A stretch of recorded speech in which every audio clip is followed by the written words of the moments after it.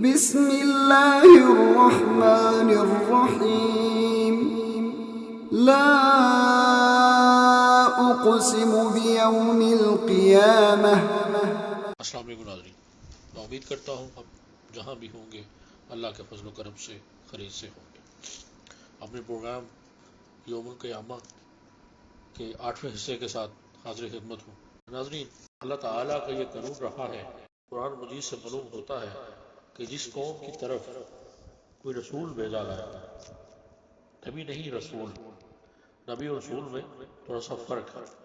جس قوم کی طرف رسول بھیجا گیا اور دعوت و تبلیغ کے ذریعے حجت قائم ہو گئی، پورے طور سے حق واضح ہو گیا، اس کے بعد بھی اگر اس قوم کی اکثریت نے اس رسول کو ریجیکٹ کیا تو پھر وہ قوم ہلاک ہو گئی، جس کی مثال قرآن مجید میں 6 بار آتی ہے۔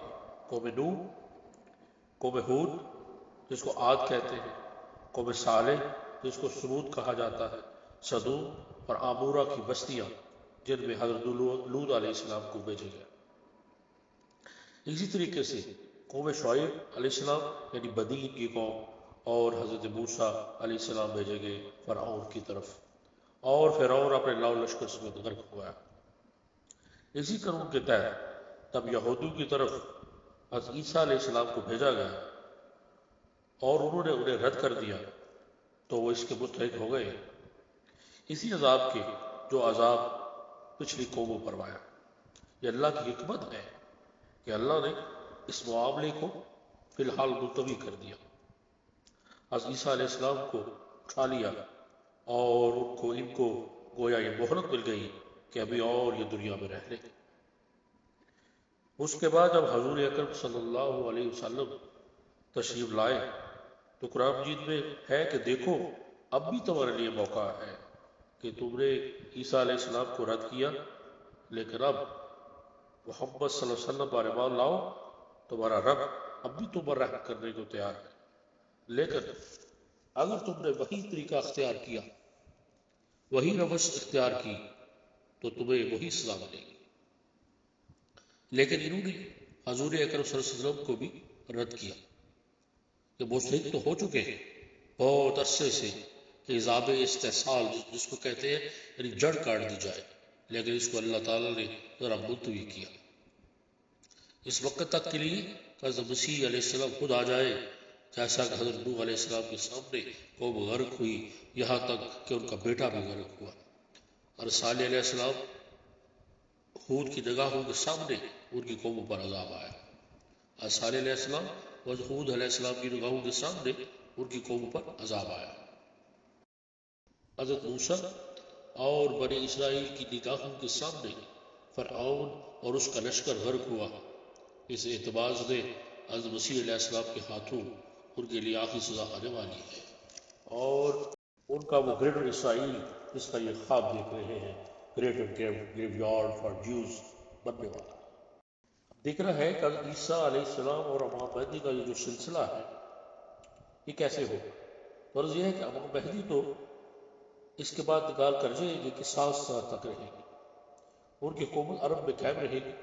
اس کے بعد حضرت مسیح علیہ السلام کو ایک اور جنگ کرنی ہوگی، اور وہ جنگ ہوگی یاجوج اور ماجوج کے خلاف۔ مستقبل کے بارے میں جو بھی واقعات بیان ہوئے ان کو سمجھنے کے لیے یہ ضروری ہے کہ ہم قرآن مجید میں بیان کیے گئے ماضی کے عظیم الشان واقعات اور رسول میں بسنے والے مہذب طاقتور حضرات پر بھی نظر ڈالیں۔ حضرت لوط علیہ السلام حضرت ابراہیم علیہ السلام کے ہم اثر تھے، آپ کو ابراہیم علیہ السلام کے قریبی لوگوں کی طرف نبی بنا کر بھیجا گیا۔ وہ لوگ قرآن کریم کے بیان کے مطابق غیر فطری عمل یعنی لواطت کا ارتکاب کرتے تھے، تو اس وقت تک دنیا کو معلوم نہ تھا۔ قرآن کریم اللہ تعالیٰ نے بیان فرماتے ہیں، اور لوط نے جب اپنی قوم سے کہا تم بے حیائی کے کام کرتے ہو تو تم سے پہلے کسی نے بھی دنیا میں نہیں کیے، پردوں سے بات پھیلی کرتے ہو اور آفریدش نسل کی راہ منتقا کرتے ہو، ان کتھا کرتے ہو اور اپنی مجلسوں میں برے کام کرتے ہو۔ تو اس کا جواب ان کے پاس ہوا کچھ نہ تھا کہ وہ کہہ اٹھے اگر تم سچے ہو تو ہم پر اللہ کا قہر نازل کر دو۔ اسی سورہ میں آگے ہے کہ جب حضرت لوط علیہ السلام نے بھی قوم کا یہ طرز عمل دیکھا تو اللہ تعالیٰ سے عرض کی، اے میرے رب، ان مفسد لوگوں کے خلاف میری مدد فرما۔ اس دور کے بعد اللہ تعالیٰ نے انسانی شکل میں 2 فرشتے بھیجے۔ اور آگے آتا ہے کہ اور جب ہمارے بھیجے ہوئے فرشتے لوط کے پاس پہنچے تو وہ غمگین ہوئے اور تنگ دل ہوئے اور کہا، آج کا دن بڑا سخت ہے۔ لوط علیہ السلام نے کہا کہ تم تو اوپر کے لوگ معلوم ہوتے ہو۔ وہ بولے، بلکہ ہم آپ کے پاس وہ چیز عذاب الہی کے لے کر آئے ہیں جس کے بارے میں یہ لوگ شک کرتے تھے، اور ہم آپ کے پاس ایک حتمی فیصلہ لے کر آئے ہیں، اور بے شک ہم بالکل سچے ہیں۔ بس آپ اپنے گھر والوں کو لے کر نکل جائیں، آپ ان کے پیچھے چلیے اور آپ میں سے کوئی بھی پیچھے مڑ کر نہ دیکھے، اور جہاں کا آپ کو حکم ملا ہے چلے جائیے۔ اور ہم نے ان کی طرف اپنا یہ فیصلہ بھی بھیج دیا کہ صبح ہوتے ہی نافرمان لوگوں کی جڑ ہی کاٹ جائے۔ اسی دوران قوم کو معلوم ہو گیا کہ حضرت لوط علیہ السلام کے ہاں کچھ مہمان آئے ہیں۔ وہ آپ کے گھر کے ارد گرد اکٹھے ہو گئے۔ اپنے مہمانوں کی عزت و عصمت کے بارے میں تشویش کے پیش نظر حضرت لوط نے اپنی قوم سے خطاب کیا۔ لوط علیہ السلام نے کہا کہ یہ لوگ میرے مہمان ہیں، بس ان کے سامنے اس طرح کی باتیں کر کے مجھ کو رسوا نہ کرو، اور خوف خدا کرو اور میری بے آبروئی نہ کرو۔ اس پر قوم نے جواب دیا کہ ہم نے تم کو دنیا بھر کے لوگوں کی حمایت سے منع نہیں کیا۔ اس پر لوط علیہ السلام فرمایا، اے کاش میں تمہارے مقابلے میں زوراور ہوتا یا کسی مستحکم پناہ میں جا بیٹھتا۔ صبح ہوتے ہی قوم اس تباہی سے دوچار ہوئی جس کے بارے میں قرآن کہتا ہے، بس طلوع آفتاب کے ساتھ ہی ان کو چنگہار نے آ پکڑا۔ پھر ہم نے اس بستی کو تہہ و بالا کر ڈالا اور آسمان سے اس پر کنکر برسائے، اور بے شک اس میں اہل فراست کے لیے بڑی نشانیاں ہیں۔ اور اگر دیکھے تو آج بھی مکہ سے شام کی سیدھی راہ پر وہ بستی واقع ہے۔ آگے سورۃ شورى میں ہے کہ پھر جب ہمارا حکم آ پہنچا ہم نے اس پر اوپر کا حصہ نیچے کر ڈالا اور اس پر مسلسل پتھر کے کنکر برسائے، تہ بتہ آپ کے پروردگار کے ہاں سے نشان کیے ہوئے، اور ظالموں سے وہ اب بھی دور نہیں۔ معروف جرمن ماہر آثار قدیمہ وارنر کلر کے مطابق وادی سدیم بشمول صدوم اور زہورہ اس علاقے میں پھیلی ہوئی گہری کھائی کے ساتھ پتال میں درسا دی گئی۔ ان کی تباہی ایک بڑے زلزلے کے نتیجے میں قائم ہوئی۔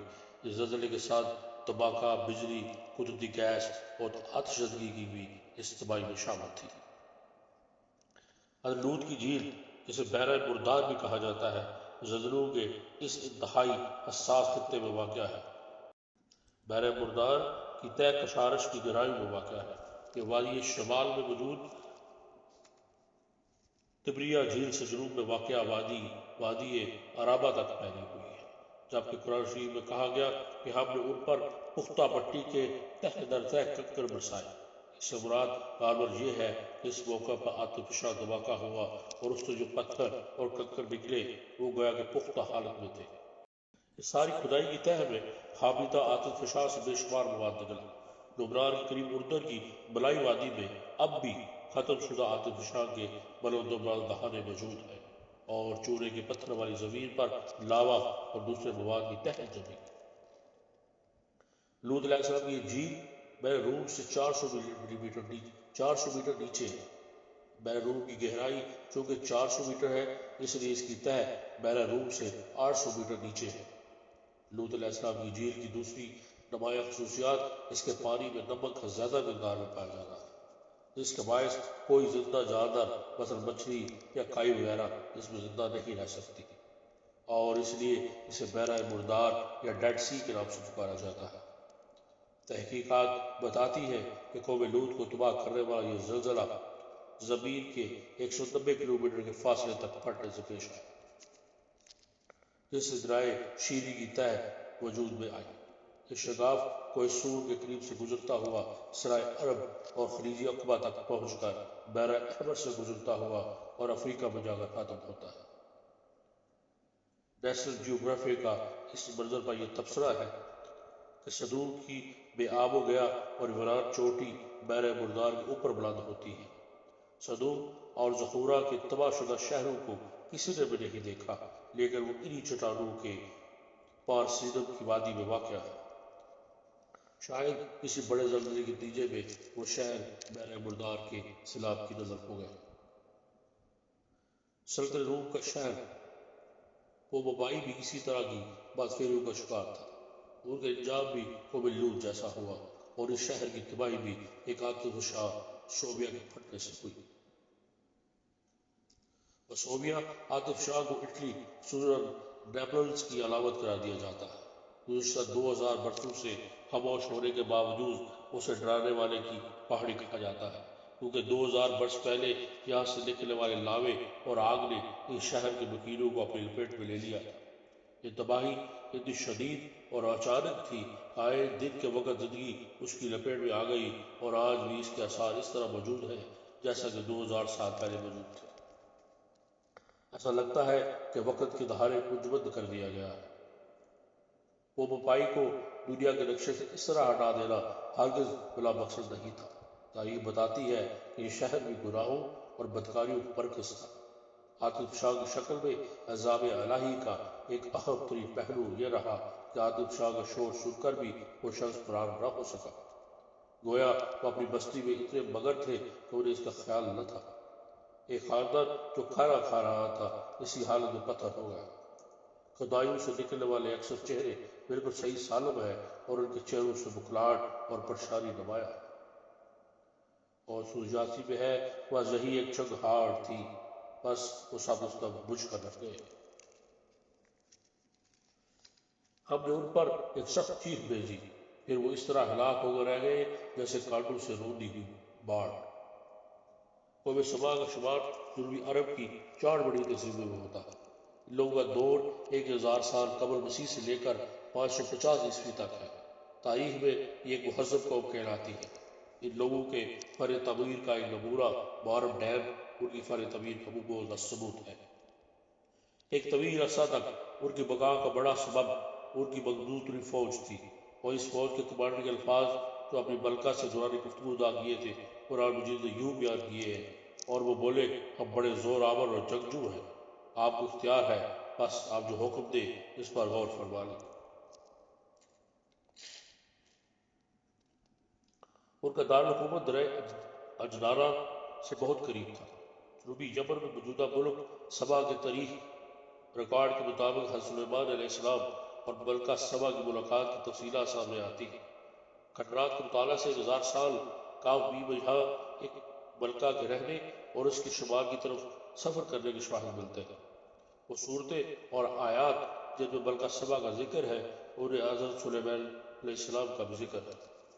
حضرت سلیمان علیہ السلام کی عظیم سلطنت اور محل کا بھی ذکر آیا ہے، جس کے مطابق آپ کے پاس اپنے دور کی سب سے زیادہ ترقی یافتہ ٹیکنالوجی تھی۔ آپ کے محل اور عظمت کا ملکہ سبا پر اثر انداز ہونا یوں بیان کیا گیا ہے۔ اس سے کہا گیا کہ دیوار خاص میں چلیے، پھر اس نے جب فرش کو دیکھا تو سمجھی کہ گہرا پانی ہے، اور اپنی پنڈلیاں کھول دی۔ کہا یہ تو ایک محل ہے جس میں شیشے جڑے ہوئے ہیں۔ بول اٹھی اے میرے رب، میں نے اپنے نفس پر ظلم کیا، میں اللہ کے آگے جو سب جہانوں کا پالنے والا ہے سلیمان کے ساتھ مسلمان ہوں۔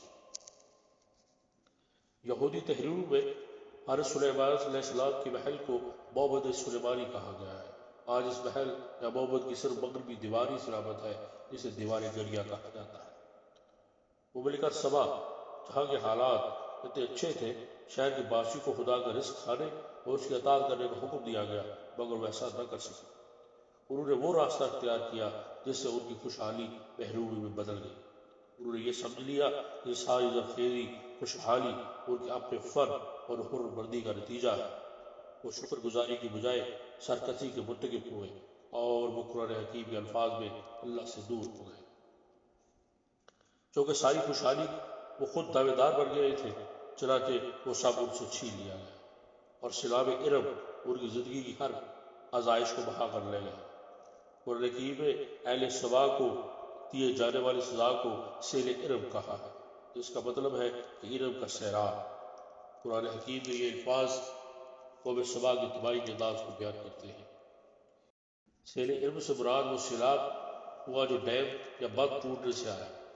سورۃ سبا کے آیت نمبر 15 اور 17 میں اللہ تعالیٰ فرماتے ہیں کہ اہل سبا کے لیے ان کی آبادی میں ایک نشانی تھی، وہ باغ داہنے اور بائیں نشانیاں گویا زبان حال سے کہہ رہی تھی کہ اہل سبا اپنے پروردگار کا عطا کیا اور رزق کھاؤ اور اس کا شکر ادا کرو، پاکیزہ شہر اور بخشنے والا پروردگار، لیکن انہوں نے روگردانی کی تو ہم نے ان پر ایک زوردار سیلاب چھوڑ دیا، اور ان کے 2 باغوں کے بدلے ہم نے ان کو 2 اور باغ دیے جس میں بدمزہ میوہ، جاڑ اور کچھ پھیری رہ گئے۔